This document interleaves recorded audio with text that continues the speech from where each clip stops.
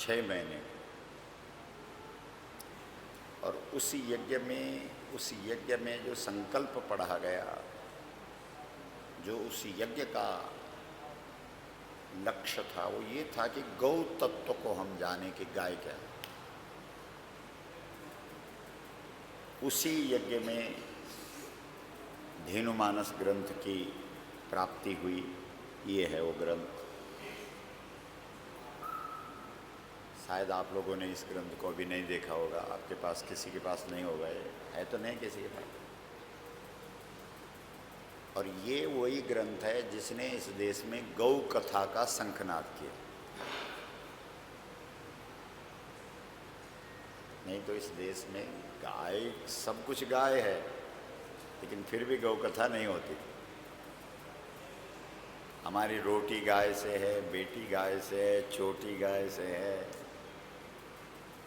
गोस्वामी तुलसीदास जी को लोगों ने पूछा कि आपकी राम कथा क्या है। कहते हैं कि राम कथा कलिका मद गाई। बोला कलयुग के लोग असली गाय को तो गलियों में छोड़ देंगे, और हमारी ये राम कथा ही गाय बन करके घर घर में पूजी जाएगी। पहले भविष्यवाणी कर दी थी, नहीं? बोलो गौ माता की। तो अभिप्राय हमारा ये है कि हमारे यहाँ गाय को माता का सम्मान प्राप्त है। गावो विश्वस्य मातरः, माता रुद्राणाम दुहिता वसूनाम ससादित्यानाम अमृतस्य नाभि। गाय हमारे लिए गायत्री है। जो आपकी गायत्री है वो गाय। लेकिन आज समस्या ये हो गई, जैसे लोग घी से मक्खी को अलग निकाल देते हैं, इसी प्रकार से भारतीय संस्कृति में जो रची पची गाय माता थी, उसको हमने अलग निकाला। तो ये जो गौ प्रतिष्ठा यात्रा है, इसका ये अभिप्राय है कि पूरे देश में हर एक जनपद में जा जा करके लोगों को ये बताना कि जब तक इस देश में गौ माता को प्रतिष्ठा नहीं मिलेगी, तब तक ये देश अपने स्वरूप को प्राप्त नहीं करेगा। इस देश का नाम भारत है, ये इंडिया नहीं है। मुगलों ने इसको नाम दिया हिंदुस्तान, अंग्रेजों ने नाम दिया इंडिया, लेकिन मूल जो वास्तविक नाम है इसका ये क्या है? बोलो, भारत माता की। भारत माता की। और भारत के साथ कौन जुड़ी हुई है? माता सब जुड़ा। और माता कौन है? गौ माता। हाँ, क्योंकि भारतीय लोग देवताओं के पुजारी हैं और 33 करोड़ देवता गाय में निवास करते हैं। अगर हम ऐसा कह दें तो ये अत्युक्ति नहीं होगी कि भारत का जन्म गाय से हुआ है। लेकिन हमें दुख है इस बात का, आपको भी होगा, कि जिस भारत में गाय को भगवान से भी बड़ा माना गया है, भगवान की, बोलो भगवान की, भगवान को पहचानिए, पहचानिए, सेवा तो करती है वही, तुम तो केवल जानिए। जिस गाय की सेवा करने के लिए आपके 24 अवतार हुए भगवान के, उस गाय को पशु समझ करके इस देश में अपमानित किया जा रहा है। इसके विरोध में गौ प्रतिष्ठा यात्रा गंगोत्री से शुरू हुई है। आज से पहले 122 जिलों में ये यात्रा जा चुकी है। आज इस यात्रा का आपके फतेहपुर जिले में 123वां पड़ाव है। अब ये अलग बात है कि थोड़ी सी इसके लोगों का रुख क्यों नहीं है इस तरफ, ये भगवान जाने। प्रचार प्रसार भी थोड़ी बहुत आपने करा ही होगा। हमारे एक दो सदस्य आगे आगे चल रहे हैं कि भाई बहुत बड़ी यात्रा, गौ प्रतिष्ठा यात्रा आ रही है, लेकिन भारत के लोग गाय को एकदम भूल गए हैं। अगर भारत के लोगों को ये पता लगे कि भाई बंबई से एक यात्रा चली है जिसमें फिल्मी एक्टर्स चल रहे हैं, तो क्या 1 मिनट में जो है पूरे देश के अंदर भूचाल आएगा। नहीं है, एक बार अफवाह में बहुत लोग दौड़ते हैं इस देश में। एक बार इस देश में अफवाह फैली कि गणेश जी दूध पी रहा है, आपको भी पता हो। अरे साहब 5 मिनट में पूरी दुनिया में गणेश ने दूध पी लिया, दुनिया में, भारत में नहीं। अफवाह बहुत फैलती है। अब उस दूध पीने से क्या हुआ भगवान जाने। नहीं सोचिए ना, अगर पूरा देश गाय के बारे में जान ले कि गाय क्या है, क्योंकि आज सबके दिमाग में ये बात बैठ गई है कि गाय पशु है। और ये बात किसने हमारे दिमाग में बिठाई कि गाय पशु है? अंग्रेजों ने। अंग्रेजों के आने से पहले गाय इस देश में माता के रूप में पूजी जाती थी। मुगल काल में गौ माता का सम्मान था, आप इतिहास उठा के देखें। लेकिन अंग्रेजों ने जब भारत की महिमा सुनी कि भारत दुनिया का पहले नंबर का देश है, भारत सोने की चिड़िया है, कितना लूट लूट के ले गए विदेशी इस देश को, आपको सबको मालूम है। इस देश का इतिहास तो अरबों साल पुराना है। तो जब अंग्रेजों को यह पता लगा कि भारत दुनिया का पहले स्थान का देश है, पहले नंबर का देश है, तो उन्होंने एक मैकाले नाम के अंग्रेज को इस देश में भेजा।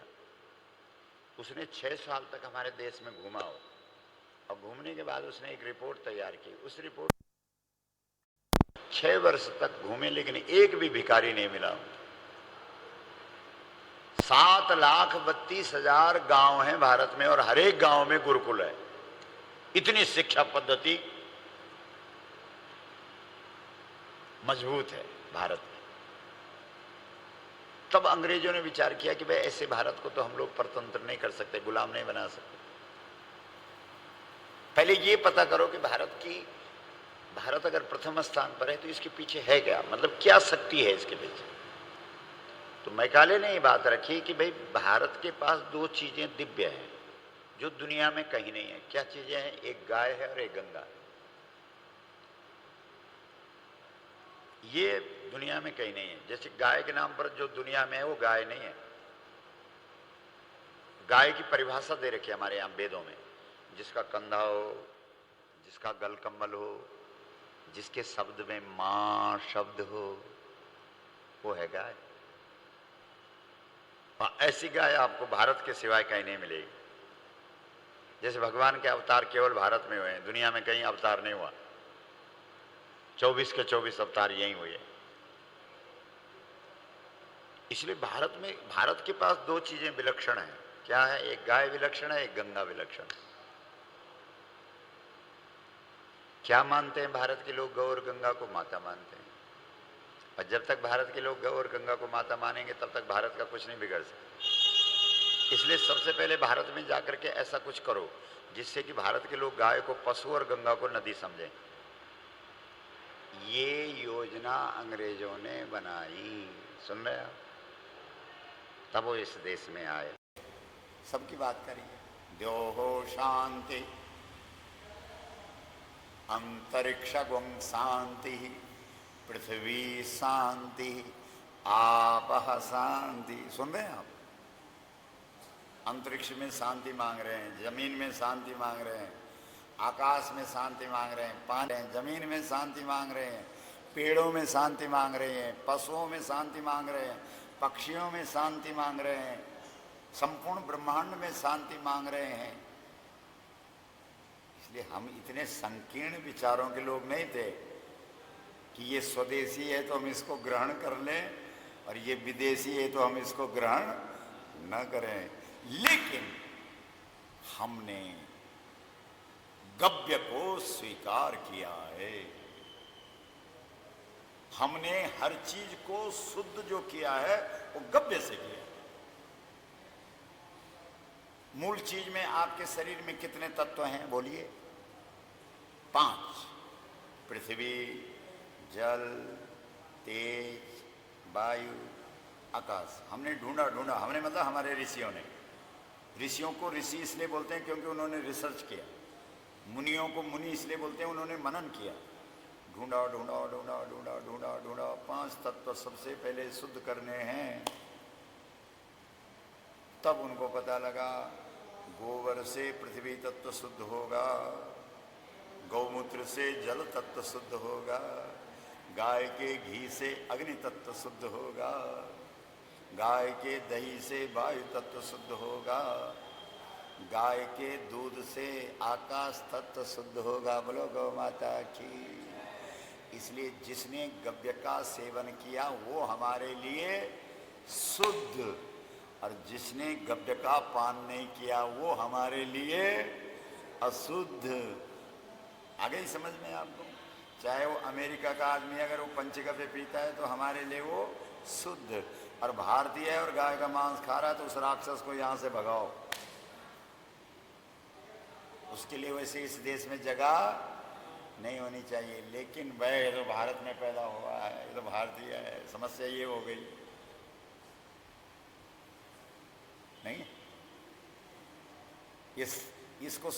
इसको जो है राक्षसों का और देवताओं का सबका अखाड़ा बना दिया। बोलो गौ माता की। अब राक्षसों को और देवताओं को इकट्ठा करोगे तो अखाड़ा ही बना रहेगा। रोज लड़ते रहेंगे, वो झगड़े ही होते रहेंगे। बोलो गौ माता की। मां, थोड़ा हाथ खड़ा करके बोलो ना, आप जोर से बोलो जरा, क्योंकि फतेहपुर में भी ये तरंगे बिखरे ना। 5-7 लोग हैं तो क्या है, पांडव भी तो 5 ही थे। क्यों साहब? और हमारी संस्कार वाली टीम तो हमारे साथ आ ही गई है। कितने सदस्य हैं वैसे संस्कार के? हैं? बैठिए, आप बैठो। आप कहाँ जा रहे हैं? बड़ी मुश्किल से तो 2 शक्तियां हुई। किस में? क्या आपका परिचय तो मिला ही नहीं। अच्छा, तो भाजपा के सामने ये बात रखो कि गाय को राष्ट्र माता का सम्मान। हाँ, नहीं, माता का सम्मान दो बोला, ऐसा रखो आप। एक बार तालियां बजाओ, बोलो गौ माता की। मां।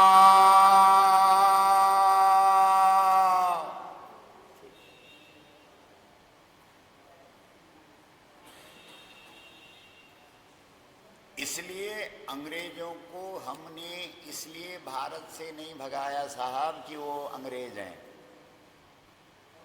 वो ब्रिटेन के हैं। इसलिए भगाया साहब कि वो गाय को पशु मानते हैं और गाय का मांस खाते हैं। ऐसी एक सरकार बन जाए साहब इस देश में, जो गाय का मांस खाने वाला उसको यहाँ से, क्या विचार है आपका? बोलो। तो यही तो हमारा, इसी के लिए तो भारतीय गौ क्रांति मंच काम कर रहा है। हम यही तो चाहते हैं भारत में केवल वो व्यक्ति रहे जो गाय को माता मानता है। बोलो गौ माता की। भारत माता की। गौ माता की। हर हर महा मां।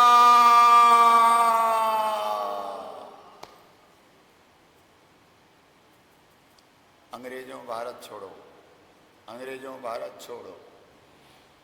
गांधी आंदोलन का नेतृत्व किसने किया?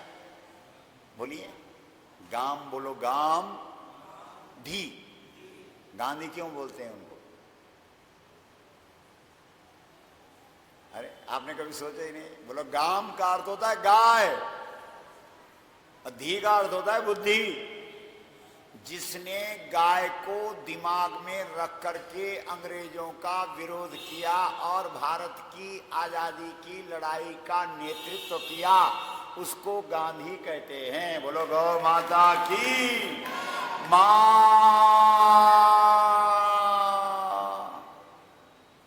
बोलो। आप पता कर लेना, मूल बात यही है। जो असली बात है वो तो सब दबा दिए हैं। गांधी तो कहते थे कि मेरा भारत जब आजाद होगा तब उसमें सबसे ज्यादा प्रतिष्ठा गाय की होगी। पूछो इन गांधी वालों को कि गाय के लिए क्या किया तुमने, बोलो कुछ भी नहीं। गांधी ने स्वच्छता की बात कही, वो तो बाद की बात है, पहले तो गाय की बात कही, अगले का दिमाग में ही गाय थी। गांधी का मूल जो मंत्र है उसको उठाओ ना, विचार करो। तो 1947 में इस देश से अंग्रेज लोग गया पूरे देश के अंदर। जब अंग्रेज यहां से गया तो हर आदमी ने कहा अंग्रेज गया बोला, गए नहीं बोला। क्यों? क्योंकि जब किसी का अपमान करना हो तो उसमें एक वचन करो, और जब सम्मान देना हो तो हमारे यहां व्याकरण में नियम है, उसके साथ क्या जोड़ो? बहुवचन। जैसे भाई साहब आप आ रहे हैं तो आप अकेले हैं, लेकिन हम आपको सम्मान दे रहे हैं इसलिए बोल रहे भाई साहब आप आ रहे हैं। तू आ रहा है तो बहुत सारे भी आ रहे हैं कि आ रहा है अंग्रेज आ रहा है, चाहे बहुत सारे हैं, तो ये अपमान का वाचक है। तो अंग्रेज इस देश से गए मत बोलो, गया। तो जब अंग्रेज इस देश से गया तो सबसे पहले किसको इस देश में सम्मान मिलना चाहिए था? गया। एक अर्थ तो है कि गया यानी जाना, और एक अर्थ है गया यानी गाय। तो वो गया तो इस गया को सम्मान मिलना चाहिए था कि नहीं? हाँ ना बोलिए। नहीं मिला साहब, नहीं मिला। 1 लाख गाय रोज कटती है साहब आपके देश में। बोलो आप क्या करेंगे? आप बताएं। ये दर्द है साहब हमको। इस पीड़ा को लेकर के हम लोग गंगोत्री से चले हैं। आपके बुंदेलखंड में पहुंचते पहुंचते हमारे आचार्य जी हमको मिले हैं, आपके आचार्य जी, इनकी भी ये पीड़ा है। और जो इस पीड़ा को महसूस कर रहे हैं साहब, वो हमारे साथ जुड़ रहे हैं। और हमको लगता है कि आप लोग भी अब संस्कार की जो टीम है, क्या हो गया? नहीं बुझता, आप चिंता ना करो। ये दीपक तो कब के बुझ रखे हैं। नहीं आप चिंता न करो। दीपक तो पूरे देश में, पूरे भारत में जले हुए हैं आजकल। नहीं जले हुए? नवरात्र चल रहा है आजकल। किसी ने डालडा से जला रखा है, किसी ने तेल से जला रखा है, किसी ने रिफाइंड से जला रखा है, गाय के घी से किसी ने जला रखा था, पता करो। और दीपक होता ही गाय के घी का। हाँ, आप गाय के घी का दीपक जलाओ, मशीन लगाओ, 12 मीटर तक और आ जाएगा। और तेल का दीपक जलाओ, जो घर की शांति है वो भी खत्म हो जाएगी। बोलो गौ माता की मां। दीपक तो साहब इस देश में उस दिन जलेगा जिस दिन इस देश में गौ माता को राष्ट्र माता का सम्मान मिलेगा। बोलो गलत है तो बताओ।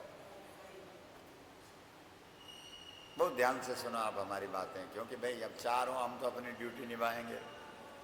वो एक बढ़िया का नौकर होता है ना, सुनो, वो दुकान पे खड़ा रहता है। अब एक दिन में 15 लाख की बिक्री हो जाए तो उसको 1500 मिलनी है। क्यों? वो कोई ना आए, दिन भर वो खड़ा रहे तो उसकी तो ड्यूटी है। ऐसे हमारी तो ड्यूटी है साहब, गाय माता ने लगा रखी है। बोला जाओ बेटा पूरे देश में ड्यूटी निभाओ। एक जिला सुबह और एक शाम को, बीच में भी कोई मिल जाए तो उसको भी। हम तो अपनी ड्यूटी निभा रहे हैं। जटायु ने अपनी ड्यूटी निभाई साहब, बोलो निभाए कि नहीं? मर गया अगला, काम नहीं कर पाया, सीता को नहीं बचा पाया। लेकिन गोस्वामी जी ने क्या लिखा है जटायु के प्रसंग में? गीध अधम खग आमीस भोगी। गजब की चौपाई है ये रामायण। आप तो सब उत्तर प्रदेश के लोग तो रामायण पी रखिए। गीध अधम खग आमीस भोगी गति दीनी जे जाचत जोगी। गजब। एक एक चौपाई तुलसी बाबा के ऐसे समाधि लग जाए नहीं। गीध अधम जे आमिष भोगी, मांसाहारी है तो गीध अधम आमिष भोगी। आप भी बोलो ना, आमिष भोगी। लेकिन गति दीनी जे जाचत योगी। आहा, वो गति दे दी जटायु को जो बड़े बड़े योगियों को भी प्राप्त नहीं। उमा सुनहु ते लोग अभागी, हरि तजी विषय क्या है उन्हें, हरि तजी होई विषय अनुरागी।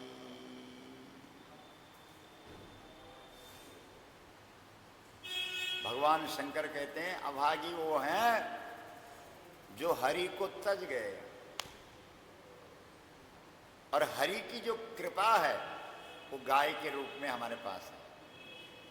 सात्विक श्रद्धा धेनु सुहाई। सुन रहे हैं आप, धेनु कौन है? सात्विक श्रद्धा धेनु सुहाई। हे अधर्मियों, हे अभागियों, हे भारतवासियों, तुमने इस पवित्र देश को इंडिया बना दिया। सात्विक श्रद्धा धेनु सुहाई, जो हरि कृपा हृदय बसियाई। ये तो भगवान की कृपा है। अगर किसी के दिल में गाय बैठ गई तो वो भगवान की कृपा ही उसके दिल में बैठ गई। देखो क्या दुर्दशा है गाय की। सोचो जरा, अगर कोई दूसरा काम होता तो ऐसे भागते। जो मूल है भारत की, जिसने भारत को जन्म दिया, उसके लिए देखो ये स्थिति हमारी बताओ। 1947 में जब अंग्रेज इस देश से भाग गए तो सबसे पहले किसको प्रतिष्ठा मिलनी चाहिए थी? बोलो, गाय। पहला काम था। लेकिन जो गाय की बात करते थे, आप आरटीआई के माध्यम से देखना, ये जो इस देश के प्रधानमंत्री बने और राष्ट्रपति बने, इन दोनों के भाषण आज़ादी से पहले के, वो डॉक्टर राजेंद्र प्रसाद बाबू वो राष्ट्रपति बने और नेहरू प्रधानमंत्री बने। ये पता क्या, आज़ादी से पहले नेहरू लाहौर में भाषण दे रहे हैं, कह रहे हैं कि अगर भारत आज़ाद हो गया, अंग्रेज चले गए हमारे देश से, बोलो, गौ विश्वविद्यालय, धेनु विश्वविद्यालय, कामधेनु विश्वविद्यालय, मंगला विश्वविद्यालय, पवित्रा विश्वविद्यालय, सुरभि विश्वविद्यालय।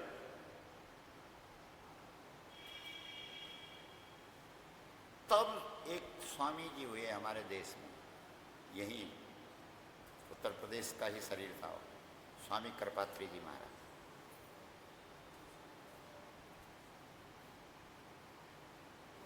वो थे साधु।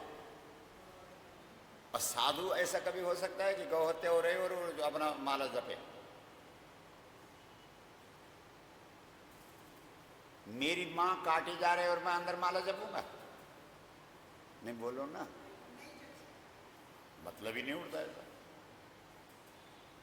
और इस देश में 1 लाख गाय कट रही है और बाबा लोग सब, ओ भाई पहले उस माला का अर्थ तो कर ले, बोलो माँ ला। माला क्या है? माँ को घर में। अच्छा फिर गजब की बात है, देखो माला के साथ एक कपड़ा होता है, उसको बोलते हैं गौमुखी। इसका मतलब है माँ को जब तुम घर में लाओगे तो तुम क्या बन जाओगे? गौमुखी। और जब आप गौमुखी बन जाएंगे तब आपको अलग से कोई मंत्र बोलने की जरूरत नहीं है, जो भी शब्द तुम्हारे मुख से निकल जाएगा वही मंत्र बन जाएगा। बोलो गौ माता की माँ।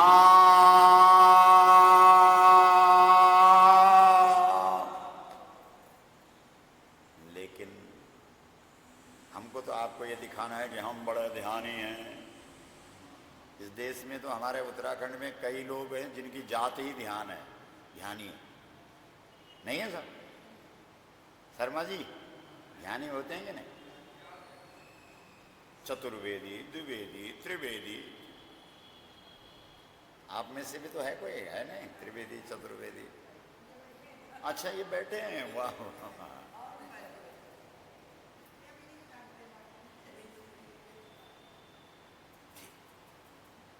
हमको वो एक दृष्टांत देते ने कि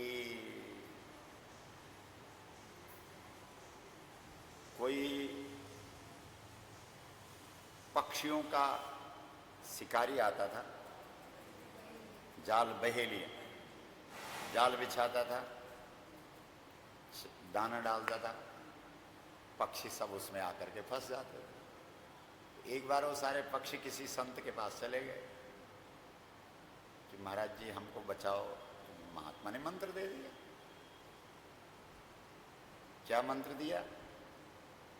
बहेलिया आएगा। सारे पक्षी बोले बहेलिया आएगा। जाल बिछाएगा, सब बोले जाल बिछाएगा। दाना डालेगा, दाना डालेगा। रट लिया? बोला हाँ। फंसना मत। उन्होंने खूब रट लिया, खूब। जैसे बहेलिया आया सब चिल्लाने लगे बहेलिया आएगा, जाल बिछाएगा, दाना डालेगा, फंसना मत। और उसके नजदीक जा रहे हैं, वो बोल भी रहे हैं और पहुंच गए वहीं, क्योंकि मतलब तो उनको पता था नहीं। तो वही इस देश की स्थिति है आज। वेद पढ़ रहे हैं हम, मंत्र पढ़ रहे हैं, जप रहे हैं, बड़ी बड़ी साधनाएं हो रही, बड़ी बड़ी उपासना हो रही, लेकिन पहले धरती से गौ हत्या का कलंक तो मिटा दे। क्योंकि तुम्हारे शास्त्री तो कह रहे हैं कि अगर गौ हत्या हो रही है तो जप नहीं लगेगा। तुम्हारे शास्त्री तो कह रहे हैं कि व्रत नहीं लगेगा अगर गौ का रक्त गिर रहा है। तुम्हारा शास्त्र ही तो कह रहा है कि गावः तिष्ठन्ति यत्रैव तत्तीर्थम परिकीर्तितम। गौओं ने तीर्थ बनाया है जब गाय का खून गिर रहा है। इसलिए परशुराम भगवान ने कहा कि इस समय जप तप करने की जरूरत नहीं है। अगर गाय दुखी है, गौ माता परेशान है, तो वो परशुराम ने माला फेंक दी और हाथ में कुल्हाड़ा उठा दिया। उठाया कि नहीं? 21 कुंड बनाए और 21 बार जो गौद्रोही थे उनके रक्त से अपने पितरों को तर्पण दिया। ये है बात, ये है साधु। बोलो परशुराम भगवान की, परशुराम भगवान की। हर हर मां।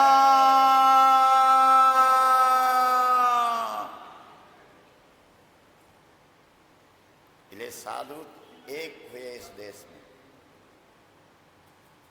जिन्होंने संतों का नेतृत्व किया। उनका नाम है स्वामी करपात्री जी महाराज। करपात्री जी ने कहा मैं माला घुमाने वाला महात्मा नहीं हूं, मैं मां ला, मैं उस मां को इस देश में प्रतिष्ठा दिलाऊंगा। लाखों लोग 7 नवंबर 1966 दिल्ली में इकट्ठे हुए उनके आह्वान। लेकिन जो दुशासन थे उन्होंने गोलियां चलवा दी और हजारों साधु शहीद हो गए। वो तो धन्य हो गए, क्योंकि उनके तो दोनों हाथ में लड्डू थे। अगर जीत जाते तो धरती को, भारत को स्वर्ग बना देते। शरीर शहीद हो गया तो अपने आप स्वर्ग चले गए। बोलो गौ माता की मां। समझ रहे हो?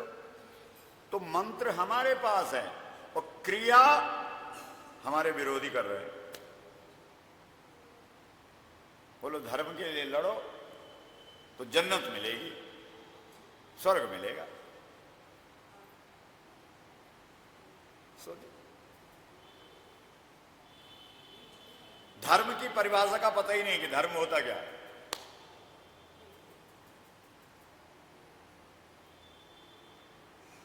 तो 66 के बाद इस देश के अंदर लोगों ने गाय का नाम अंदर ही अंदर लेना शुरू कर दिया। बोला भैया कोई आंदोलन मत करो, गोलियां चलेगी भैया, जिंदे रहेंगे यावत जीवेत सुखम जीवेत ऋणम कृत्वा घृतम पीवेत। जब तक जियो मौज से जियो, ठाठ से जियो, कर्जा लो और घी पियो और मौज करो। बोलो गौ माता की मां। समझ रहे हैं? बस गौशाला वगैरह खोल दी, उससे ठीक होता है, लेकिन गौशाला खोलना समाधान थोड़ी है। देखो बुंदेलखंड में जरा गायों, आचार्य जी ने 400 गायों के लिए जगह बनाई, किसानों ने 800 गाय और छोड़ दी वहां। अब कहां रखेंगे? साथ साथ में इनको गालियां भी देंगे। बड़ा हुआ गाय वाला बना हुआ, गाय तो सड़कों में घूम रही, गाय वाला ले। समझ रहे हो? आचार्य जी ने गौशाला इसलिए खोली कि लोगों को प्रेरणा मिले कि यार ये आचार्य गाय रख रहा है, इसका मतलब गाय में कुछ है, हमको भी रखनी चाहिए। इन्होंने तो इसलिए खोली, लेकिन उन्होंने कहा कि आचार्य ने गौशाला खोल दिया तो सारा ठेका अब आचार्य का है, इसलिए जहां जहां गांव में गाय है वो सब ला करके यहां छोड़ दो। उसके बाद उल्टा धमकाएंगे, ये गाय बाहर क्यों है, आचार्य जी ले जाओ। ओ भाई साहब, अरे हमने गौशाला इसलिए नहीं खोली, हमने तो इसलिए खोली थी कि समाज में थोड़ा जागृति आएगी, सोचेंगे जब आचार्य का कुछ नहीं है और ये भी गाय रख रहा है तो हम लोग तो बाल बच्चेदार हैं, हमको तो गाय रखनी चाहिए। लेकिन अगलों ने उल्टा अर्थ कर दिया। बोलो गौ माता की मां। इसलिए ये समाधान नहीं। हम लोगों ने भी गाय की चर्चा, गौ की वेदों में, पुराणों में, उपनिषद पढ़े तो वहां गाय। पुराने जमाने में जब कोई शिष्य गुरुजी के पास जाता था तो गुरुजी हमारी तरह उसका कान फूंक करके मंत्र नहीं देता था। आजकल तो कान फूंकुआ मंत्र मिलते हैं ना, नहीं होते? फिर बढ़िया से पहले लिस्ट दी जाती है कि इतने रुपए का ये सामान लाना, ये लाना, इतने रुपए चढ़ाना, तब तेरे को। पुराने जमाने में सच्चे साधु होते थे, ऋषि मुनि, उनके पास कोई जाता था, भाई ज्ञान देना, बोला ज्ञान चाहिए, बोला हाँ, बोला ले जा बेटा 100 गाय ले जा। गुरुदेव यही मंत्र, बोला यही तो मंत्र है, यही तो गुरु मंत्र है। जिसको गाय मिल गई समझ लो उसको गुरु मंत्र मिल गया। जिससे गाय नहीं मिली, जो गाय को नहीं समझा, जिसने गाय को नहीं पहचाना, वो 50 शंकर जैसे गुरुओं से भी मंत्र ले, फिर भी उसका मंत्र काम करने वाला नहीं। पक्की बात है, आप उठा लो। हमारे यहाँ उपनिषद में एक सत्यकाम जावाल है। सत्यकाम जावाल एक बालक है, वो 5-6 साल का है। अपनी माँ से बोलता है कि माँ मेरे को ज्ञान चाहिए। तो उसकी माँ बोलती कि बेटा इसके लिए तो गुरुजी के पास जाना पड़ेगा। तो कहता है कि गुरुजी कहाँ मिलेंगे? बोला तो गुरु लोग तो जंगलों में रहते हैं, बंगलों में थोड़ी मिलते हैं। आजकल सबसे बड़ा गुरु शर्मा जी कहाँ मिलते हैं? जंगलों में कि बंगलों में? हाँ बंगलों में। एकदम बहन ने बहुत अच्छा दिया। देखो गोस्वामी तुलसीदास जी की एक चौपाई है, कि विश्वामित्र महामुनि ज्ञानी।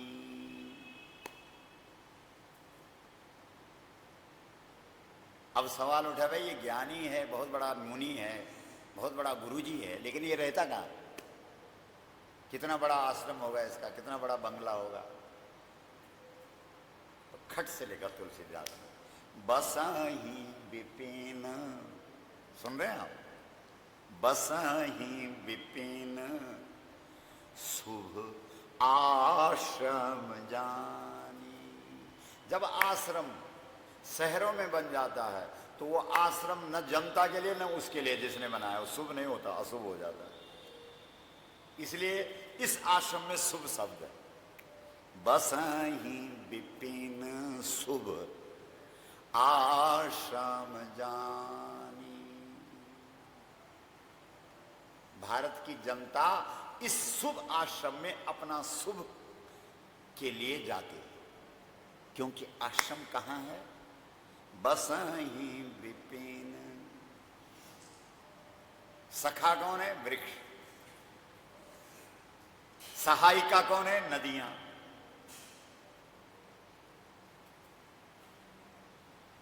ब्रह्म के सगुण स्वरूप कौन है? पहाड़।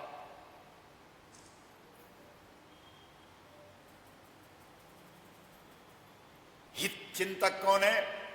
पशु पक्षी। संगीत क्या है? भौरों का गुंजन। आहा, सोचो, सत्यकाम जावाल ऐसे जंगल में पहुंचा, देखा वहां एक महाराज जी, गुरु जी, जिनका नाम है हारी द्रुमत गौतम। हरे हरे द्रुम यानी वृक्ष, हरे हरे वृक्षों के बीच में जिनकी एक घास फूस की झोपड़ी है। और वहां आहा, न सुखम इंद्रराजस्य न सुखम चक्रवर्तिनः सुखम एव विरक्तस्य मुनेरेकांत वासना। मस्त पड़े हुए हैं। वाह वाह रे मौज फकीरां दी, वाह वाह रे मौज फकीरां दी। कभी चबाएं चना चबेना, कभी लफ्सां लेंदे खीरां दी, वाह वाह रे मौज फकीरां दी। कभी तो ओढ़े साल दुसाला, कभी तो ओढ़े साल दुसाला, कभी फटियां गुदड़ी फकीरां दी, वाह वाह रे मौज फकीरां दी। ऐसा बाबा नंगा लंगोटी है एक शरीर पे, वो भी केले के पत्ते की पड़ा हुआ, मस्त। वाह! हमारे यहाँ तुलसी जी ने रामचरितमानस का आरंभ किस अक्षर से किया है? वाह वाह! इसमें आनंद ही आनंद है। वाह वाह अक्षर अमृत का बीज है, और इसका विराम भी वाह से है। दह्यन्ति नो मानवा। ऐसे ही जो धेनुमानस ग्रंथ है, इसका आरंभ भी वहां से है और इसका विराम भी वहां से है। वंदे गजास्यम विघ्नेशम वीणा पाणिम सुबुद्धिदाम गौरीम श्रद्धामयीं चैव शिवम विश्वास।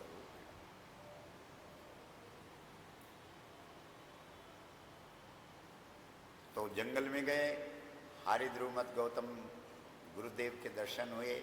छोटा सा बालक हाथ जोड़ करके, गुरु के सानिध्य में जाओ तो तुम्हारा एक एक रोम खिल जाना चाहिए, नहीं उठ जाना चाहिए, रोम उड़ जाना चाहिए। शरीर की तो बात ही छोड़ो, शरीर तो उड़ जाना चाहिए।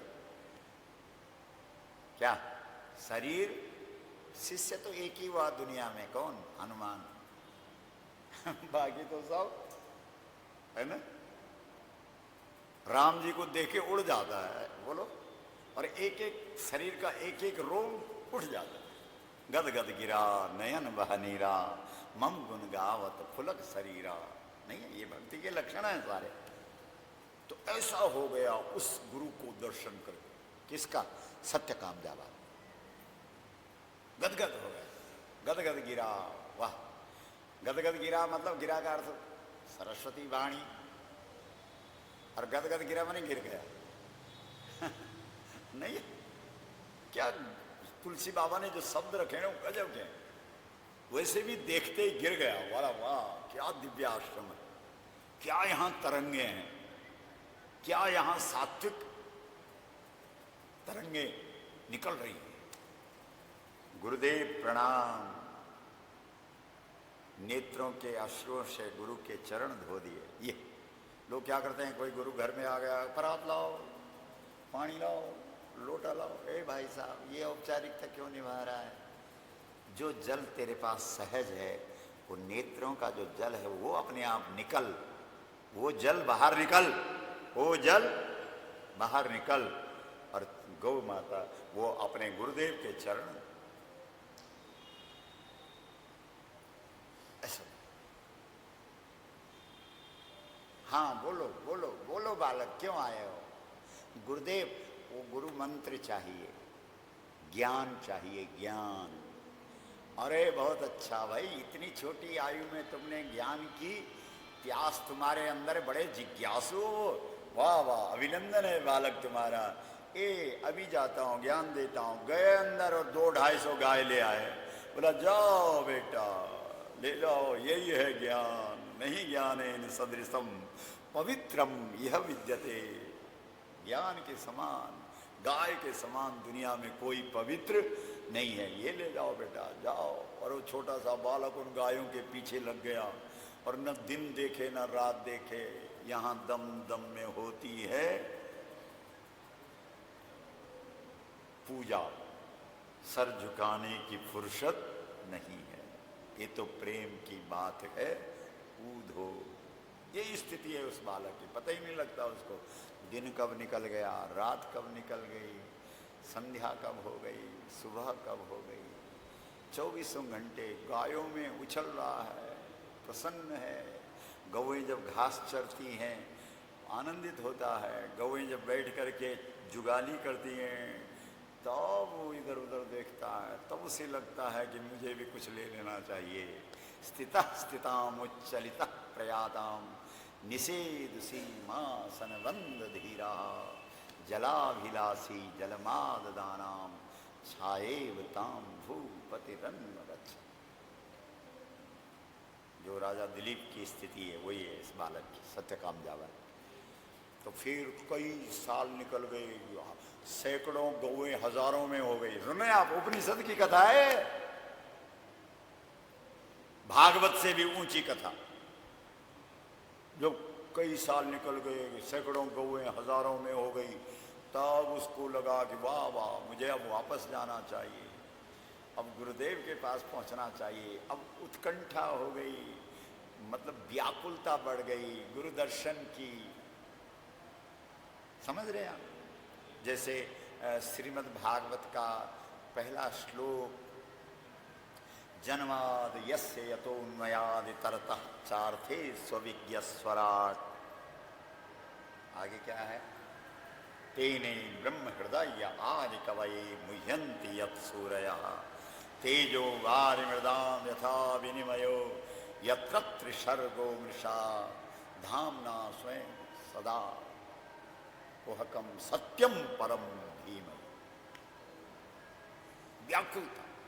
जब गायों को लेकर के वापस आ रहा था तो अचानक संध्या काल हुआ, गोधूली बेला। गोधूली बेला में ही ब्रह्म ज्ञान उतरता है धरती पे, ये भी ध्यान रखना।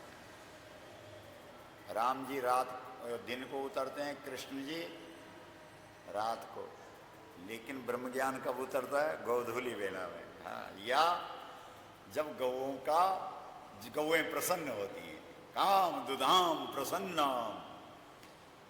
तो उन गायों में से एक सांड आया और उस सांड ने सत्यकाम जावाल को ज्ञान दे दिया। बोलो गौ माता की। बताइए, जहाँ ऐसी ऐसी कथाएं गायों के बारे में हो, उस देश में 1 लाख गाय कट रही है। साहब बताओ अब क्या होगा? कोई ज्ञानी बनेगा? कोई तीर्थ का फल मिलेगा किसी को? कोई व्रत लगेगा किसी को? कोई पूजा का फल मिलेगा? ये जो रुपए खर्च हो रहे हैं इतने, जय माता दी, जय माता दी, गणपति बप्पा,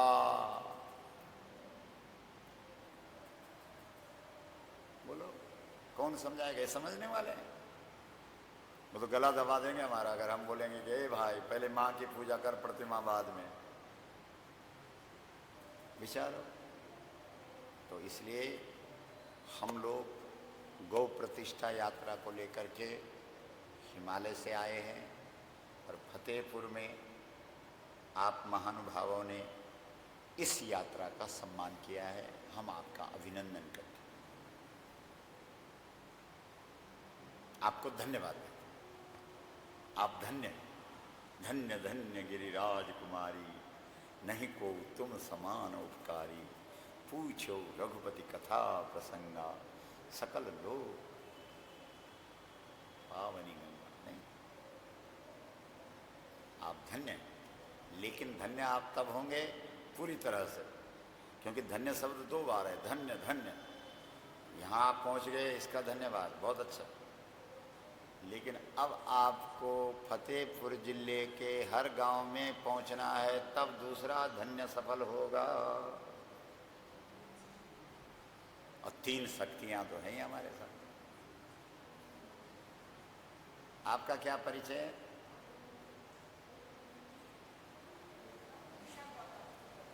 आइए, क्या नाम है? उषा गौतम। गौतम, देख लो गौतम का ही हम परिचय दे रहे थे। देखिए, मुझे आपको कई बार टीवी में देखे। अब टीवी पे अब सामने आ गए, यही तो समस्या है। टीवी पे देखने से तो टीवी होती है। तब हम अरुणाचल में थे, अरुणाचल प्रदेश में थे। अब क्या, कहाँ क्या काम करती हम हैं? रहने वाले यहीं के हैं, फतेहपुर के। और अभी हमने भारतीय जनता पार्टी में ज्वाइन किया है। हम क्षेत्रीय कोषाध्यक्ष थे और अभी टिकट भी मांग रहे हैं। अब आप भारतीय गौ क्रांति मंच भी ज्वाइन कीजिए। बिल्कुल बिल्कुल। और अभी माया शाह से टिकट भी मांग रहे हैं। गुरु जी, आप मुझे आशीर्वाद दीजिए। ये मेरे पति हैं, ये जिला उद्यान अधिकारी थे अरुणाचल प्रदेश में जी। हाँ, कि आपके दर्शन हो गए हैं। बैठिए बिराजी, आप आइए।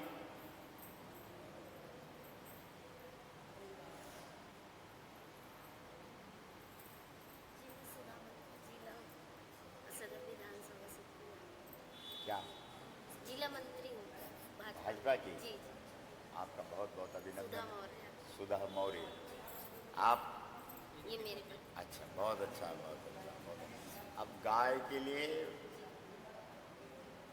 नहीं, हम लोग करते हैं। भाजपा का अर्थ, भाजपा का अर्थ भाजपा वालों ने नहीं सिखाया होगा, हम सिखाएंगे। बेटे सुनिए, भाजपा का अर्थ बता दें, अधिकार है हमको, क्योंकि हम भारत के नागरिक हैं। जो भारत का निरंतर जप करे, और भारत क्या है बोलो? गाय। क्योंकि भ्री धातु से भरण अर्थ में भारत शब्द बनता है। भ्री धातु है, भा के नीचे का भ्री, भरणार्थ है, उससे बनता है भारत। मतलब जो भरण पोषण करने वाली माता है वही भारत माता है। तो भरण पोषण करने वाली माता कौन है? गाय माता। इसका मतलब है भारत माता यानी गौ माता। तो इसका तुम निरंतर जप करो तो भाजपा बन जाएगा। बोलो गौ माता की। तो इसलिए गाय का, हमने तो गांधी जी का भी अभी व्याख्या की थी, गाम धी, जो गाय को दिमाग में रख करके आंदोलन चलाए वो गांधी है। बोलो गौ माता की मां। तो सबसे पहले इस देश की व्यवस्था को परिवर्तन करना है, और व्यवस्था परिवर्तन करने के लिए गाय को पकड़ना है। व्यवस्था परिवर्तन के लिए यूरिया खाद पे प्रतिबंध लगाना है, और गाय के गोबर की खाद को खेत खेत में डलवाना है। बोलो गलत है कि सही है? अगर आपके खेतों में, भारत के खेतों में गोबर की खाद पड़ने लग जाएगी तो सबसे पहले जो यूरिया में पैसा जा रहा है वो बच जाएगा। दूसरे में यूरिया से जो नुकसान हो रहा खेत का भी और लोगों के स्वास्थ्य का भी, वो भी बच जाएगा। तीसरे में गाय का गोबर का जब उपयोग होगा तो किसान को पैसा मिल जाएगा। बोलो मिलेगा कि नहीं? और जब किसान को पैसा गोबर का मिल जाएगा तब कोई किसान गाय को बाजार में छोड़ेगा? बोलो। आज बुंदेलखंड की गौएं सड़कों पे क्यों है? क्योंकि किसान क्या करे, वो बोल रहा है कि पैसा क्या है, पैसा कहाँ दे रही है, जब तक दूध दिया तब तक पैसा था, अब तो गोबर है, अब कहाँ पैसा है। लेकिन उस सीधे सरल किसान को समझाना पड़ेगा कि भाई साहब दूध में पैसा नहीं है, घी में पैसा नहीं है। अरे वो तो अमृत की चीज है, उसको तो बांट। पैसा तो गोबर में है। गोबर की खाद बनेगी, लेकिन गोबर की खाद किसान नहीं बनाएगा, वो तो गोबर उसके पास तो जो मूल पदार्थ है वो है। वो सरकार का काम है कि बड़ी बड़ी मशीनें लगाए, उस गोबर से खाद बनाए। और सबसे बड़ी बात यह है कि गोबर में एक गैस होती है, और वो गैस इतनी कीमती है कि उससे तुम्हारे घर का चूल्हा जलता है। बताओ, उस गैस से तुम्हारी गाड़ी चलती है। तो गोबर गैस से जिस दिन इस देश की गाड़ी चलने लग जाएगी, गोबर गैस से जिस दिन इस देश का चूल्हा जलने लग जाएगा, उस दिन गौ माता सोने का मंदिर बन जाएगा कि नहीं बनेगा? बोलो हाँ ना बोलिए ना आप लोग। तो यही तो हम कह रहे हैं, और क्या कह रहे हैं? यही तो हम कह रहे हैं। इसलिए जो सत्ता पर बैठता है वो सबसे पहले ये संकल्प करे ना कि भाई मैं गाय की गोबर की कीमत दिलवाऊंगा किसान को।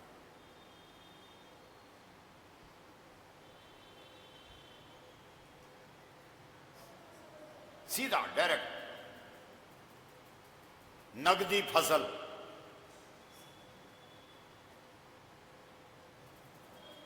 गोबर का मूल्य 10 रुपए किलो गोबर जी।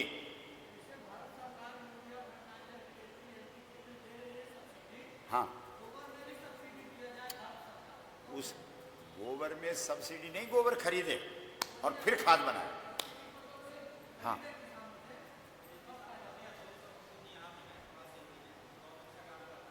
आइए आइए, एक बहन और आई हैं, आप भी आओ, लाओ फूल लाइए। आपका क्या शुभ परिचय है? अशोक तपस्वी। तो तपस्वी हैं आप, गाय के लिए काम करिए पहले। चल रहा है काम चल रहा है। क्या चल रहा है? गाय के गोबर से नहीं, किसानों ने गाय छोड़ दी ना, पहले इन गायों को बचाइए। इनकी ही गाय से, इनकी गाय से। असल में जब आप आ रहे थे तो मेरे निवास में आपको रुकना था, फतेहपुर के पे, जो मुझसे फ़ोन पे बात कर रहे थे। अच्छा। और इसी में जो है जी न्यूज़ में इसका कवरेज दिया गया है गाय के गोबर से।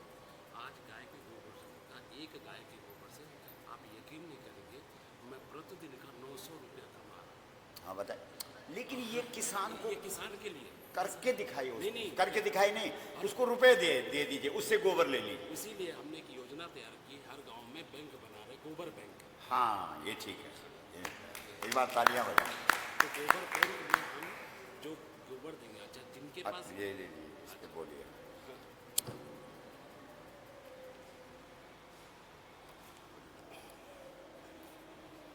इस समय जो है विजिट कराते हैं, ये महिलाओं को दिया गया है जिम्मेदारी।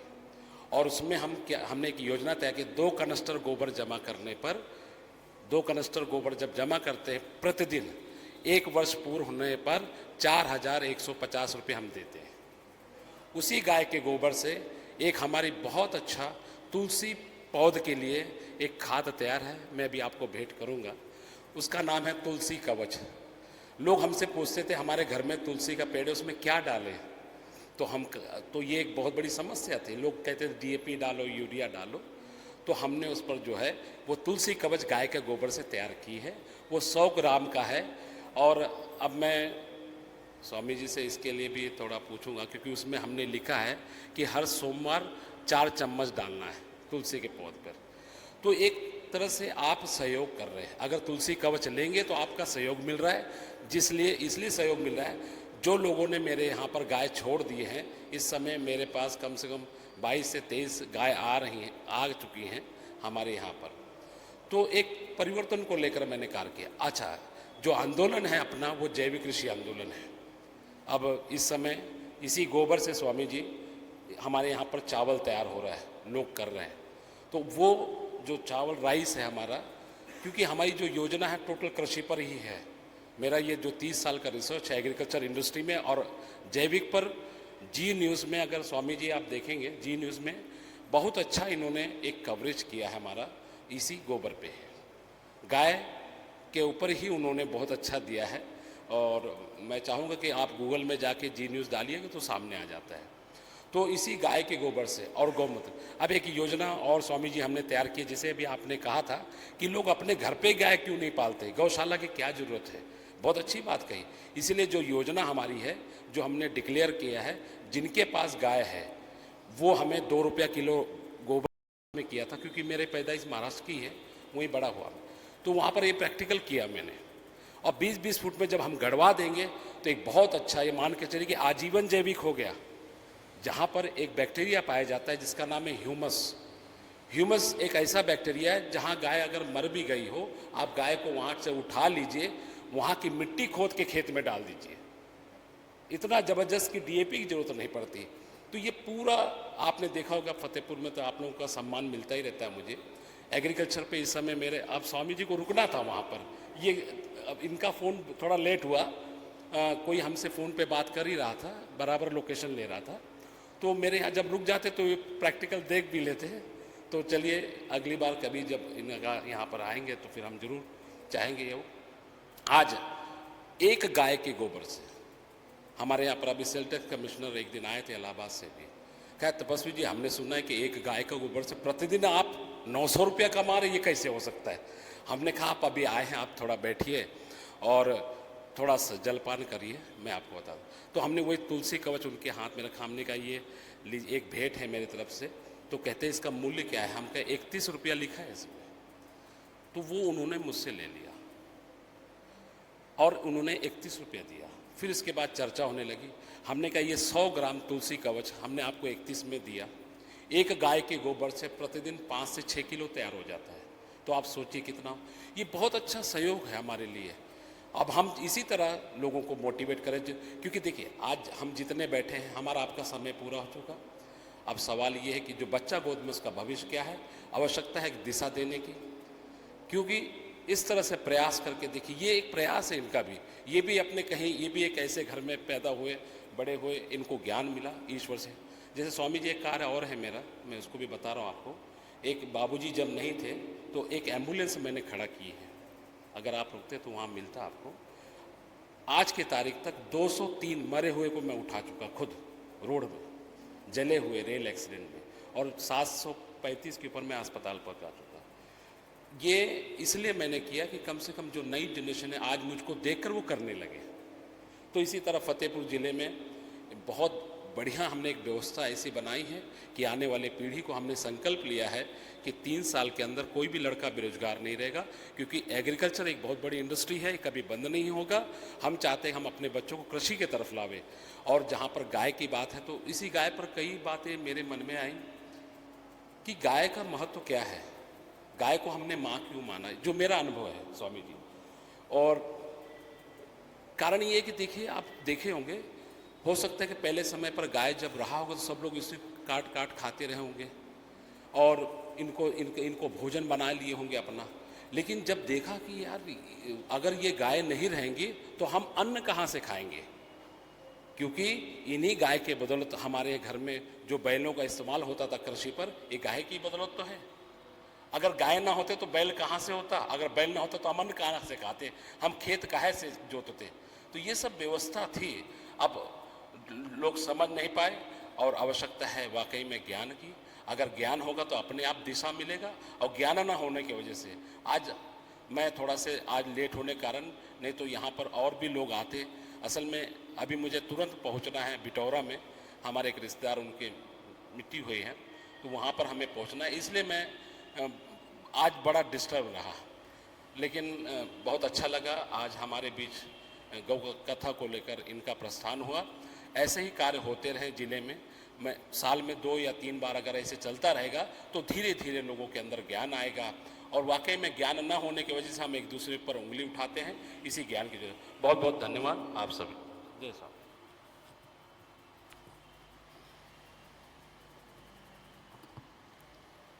बोलिए गौ माता की माँ। तो हम गोबर की बात कर रहे थे। ये सब चीजें किसान नहीं कर सकता, किसी किसान के घर में हमें हाल फिल वर्तमान में जो स्थिति है उसको 10 रुपए 1 किलो गोबर की कीमत मिलनी चाहिए। हमारा जो ये गौ प्रतिष्ठा यात्रा है इसमें ये एक आर्थिक रूप से प्रमुख मांग है हमारी। किसान को, एक भाई ने कल चित्रकूट में हमसे पूछा कि सरकार 10 रुपए किलो गोबर खरीदेगी तो उसको नुकसान हो जाएगा। ज्ञान तब आएगा जब 1 करोड़ लोग दिल्ली को जाम कर देंगे, तब आएगा सरकार को ज्ञान कि ये क्या कह रहे हैं। ऐसे तपस्वी हमारे हजारों तपस्वी पूरा जीवन लगा देंगे और सरकार के सामने रखेंगे कि देखो गोबर से ये हो गया, ये तब भी वो इस कान से सुनेंगे और इस कान से निकाल देंगे।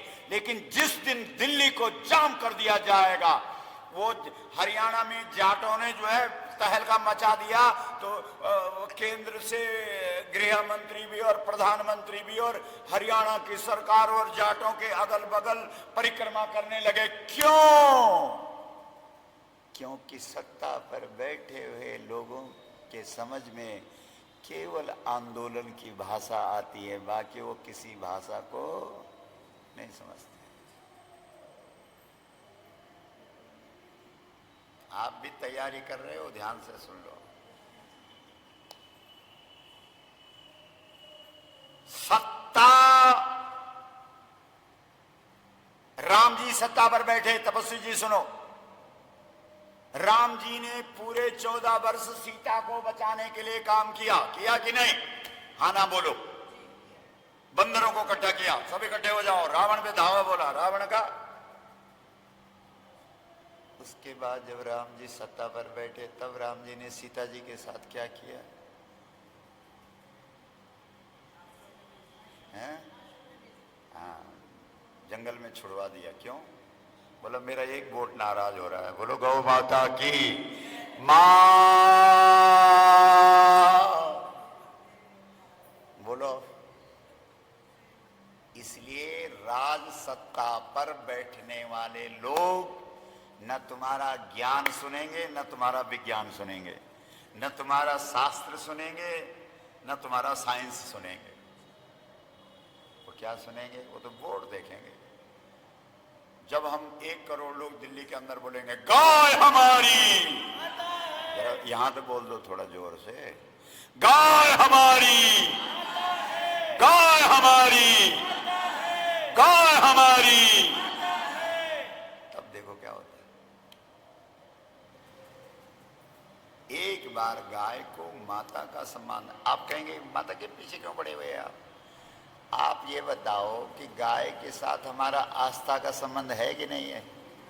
जब गाय रुपए देगी तभी बचाएंगे हम गाय को।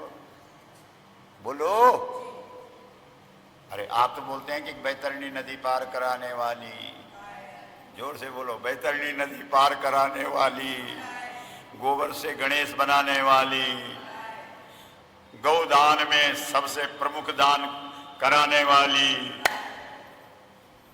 हमारे यहाँ तो पूजा में गाय, पाठ में गाय, यज्ञ में गाय, दान में गाय, तीर्थ में गाय, व्रत में गाय, श्राद्ध में गाय, योग में गाय, हर चीज में गाय है कि नहीं है? तो गाय हमारा आस्था का विषय है। गाय हमारा क्या विषय है? बोलो, जोर से बोलो। तो क्या भारत के संविधान में ऐसा लिखा है कि जो बहुत संख्यक लोग हैं उनकी आस्था का कत्ल हो? बोलो।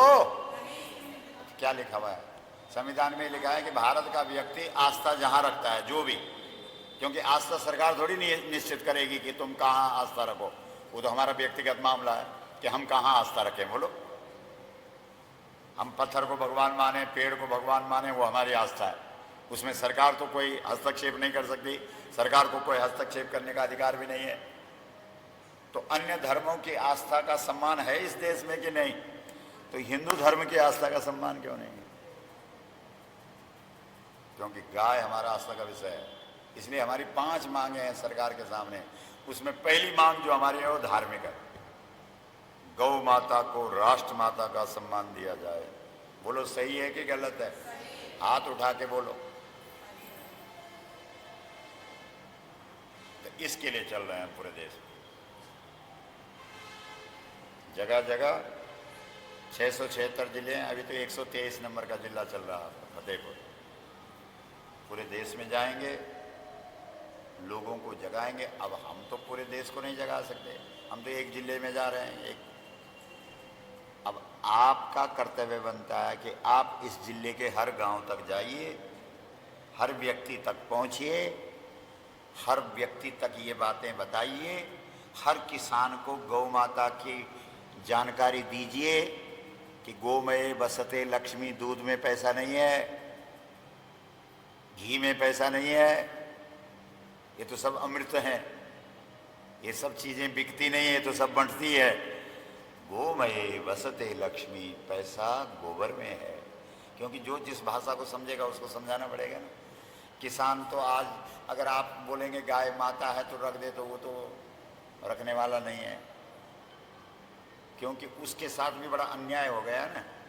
बीज बाजार में, खाद बाजार में, ट्रैक्टर बाजार में, बिजली बाजार में, कीटनाशक दवाई बाजार में, उसके पास तो कुछ भी नहीं रखा ना, उसके हाथ में तो कुछ भी नहीं है ना। अब वो 1000 रुपये खर्च करता है और 10 रुपये उसको इनकम होती है। तो जो आदमी ने 1000 रुपये खर्च कर दिए और 10 रुपये को उसको फायदा हुआ, तो वो गंगा जी में छलांग लगाएगा कि नहीं? आत्महत्या करेगा कि नहीं? 56,000 किसानों ने इस देश में एक वर्ष में आत्महत्या कर दी। बोलो अब, सोचो जरा। क्यों? क्योंकि 1000 रुपये उसने खर्चा किया और 10 रुपये उसको, और ये सब सरकार ने कर दिया। अभी कल हम पेपर, समाचार पत्र पे पढ़ रहे थे, यहाँ के मुख्यमंत्री जी बोल रहे थे, बोला कानपुर में कुछ लोग हमसे नाराज हैं। बोला क्यों नाराज है? बोला हमने बिजली कानपुर में ज़्यादा सप्लाई करवा दी, तो जिनकी वो हैं, वो क्या बोलते हैं, जनरेटर जो कंपनियां बनाती है, वो बोला नाराज हो गई। क्यों? क्योंकि उनको देश में बिजली रहे न रहे ज़्यादा फायदा तब है ना, क्योंकि बिजली न रहे तो लोग जनरेटर लेंगे। तो ये तो स्वार्थी लोगों की दुनिया है, ये तो स्वार्थ से भरे हुए लोग हैं। मेरा जनरेटर बिक जाए तो भारत महान, और अगर 24 घंटे बिजली रह जाए तो भारत बेईमान। ये तो ऐसी परिभाषा करने वाले लोग हैं। इसलिए सच्ची बात तो यह है, इस देश में ट्रैक्टर होना ही नहीं चाहिए। हल बैलों से लगना चाहिए, सारी बेरोजगारी समस्या खत्म हो जाए।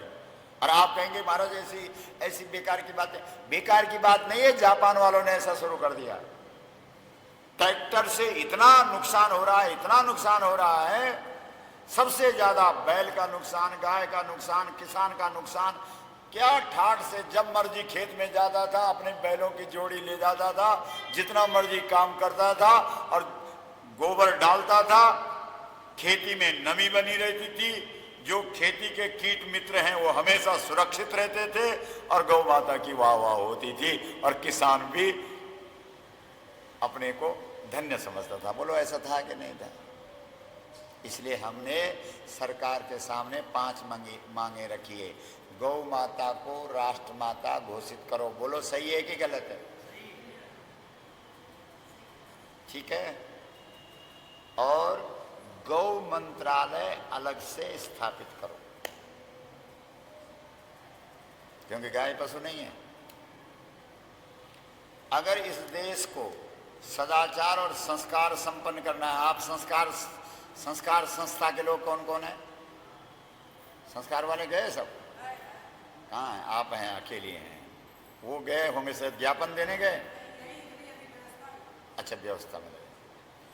तो संस्कार 16 होते हैं। कितने होते हैं? और संस्कार संस्था को सबसे पहले गाय रखनी पड़ेगी।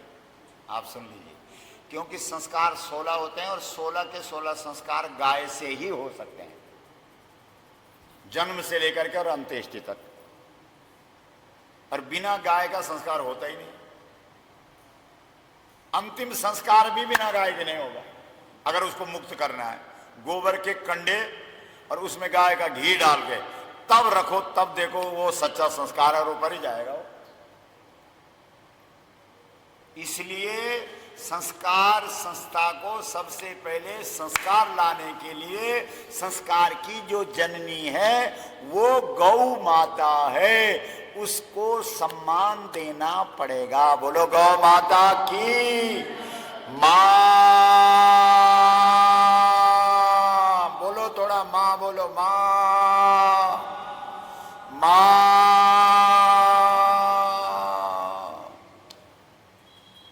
और संस्कार पढ़ने का समय होता है 10 वर्ष तक।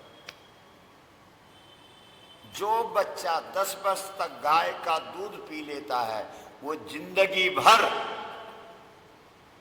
मां का भक्त होगा, बाप का भक्त होगा, राष्ट्र का भक्त होगा, सदाचारी होगा, संस्कारी होगा, न्याय प्रिय होगा, ईमानदार होगा, सच बोलने वाला होगा। गाय के दूध में ये सब गुण हैं। जो गाय का दूध पीता है उसमें ये सब गुण अपने आप आ जाते हैं। हाँ, ये दवाई है, दूध सामान्य चीज थोड़ी है। दूध, गाय का दूध, आप घर में एक बच्चे को गाय का दूध पिलाओ और एक को भैंस का पिलाओ, जाओ 6 महीने में पता लग जाएगा। जो भैंस का दूध पिएगा वो 10 बार झूठ बोलेगा माँ बाप के आगे, और जो गाय का दूध बोलेगा पिएगा वो सच बोलेगा। आप पता कर लो। ये सब प्रैक्टिकल बातें बता रहे हैं हम, सुनी हुई बातें नहीं बताते। सोचो आप, इसलिए 10 वर्ष तक के बच्चों को इस देश में गाय का दूध पिलाया जाना चाहिए। पूरा देश महान बन जाएगा। मेरा भारत, चलो ये मेरा भारत महान किसने दिया था नारा?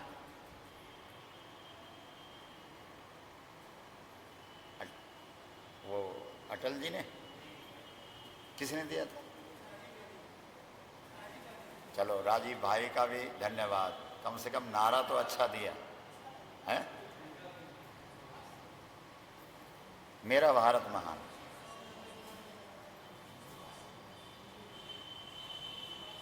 सुभाष चंद्र बोस ने दिया था? नहीं, ये तो आजकल के नेताओं ने दिया। बोलो गौ माता की। तो जिसने दिया उसको धन्यवाद। बोलो गौ माता की मां। और जो भारत को इंडिया बोलते हैं ना, वो ठीक है।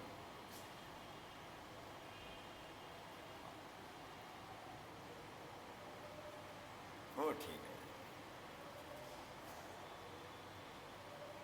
वो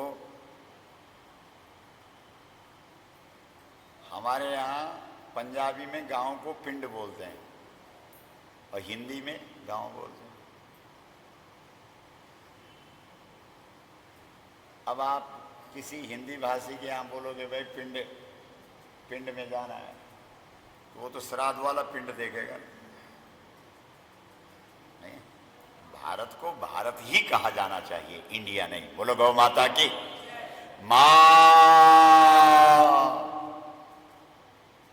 10 रुपए किलो गोबर खरीदा जाए, ये मांग है हमारी। और इसमें सरकार को कोई नुकसान नहीं और किसान धन्य हो जाएगा। जितनी गाय बाजार में हैं सबको किसान रात रात को 3 दिन के अंदर गांव में पहुंचा देंगे, गारंटी है इस बात की। जिस दिन उनको 1 रुपए, ये 10 रुपए 1 किलो गोबर की कीमत मिल गई, बोलो है कि नहीं है? तो ये बोल रहे हैं हम, बताओ। गौचरान भूमि गायों के लिए मुक्त करो और गौ हत्यारों को मृत्यु दंड दो। इन 5 मांगों को लेकर के ये गौ प्रतिष्ठा यात्रा पूरे देश में चल रही है। आज आपके फतेहपुर में आई। 5 हमारी मांगे हैं, 5 हमारे सूत्र हैं। वो 5 सूत्र क्या क्या हैं बहुत ध्यान से सुनो। पहला सूत्र है ज्यादा से ज्यादा मां शब्द का सुमिरण करो, आपको बहुत ताकत मिलेगी। क्या बोलना है? बोलो, जरा हाथ खड़ा करके बोलो, मां।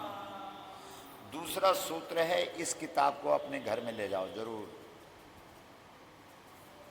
ये दिव्य हिमालय में जब 6 महीने का यज्ञ हुआ, वहां ऋषियों ने ये प्रसाद हमको दिया। ये प्रसाद है और इस प्रसाद ने इस देश में गौ कथा का शंखनाद किया। ये वही ग्रंथ है जिसने इस देश के अंदर गौ माता की लहर पैदा की। स्वयं काशी विद्वत परिषद ने इस ग्रंथ को प्रमाण पत्र दिया कि हम प्रामाणिक रूप से इस ग्रंथ को स्वीकार करते हैं। ये देखो आप,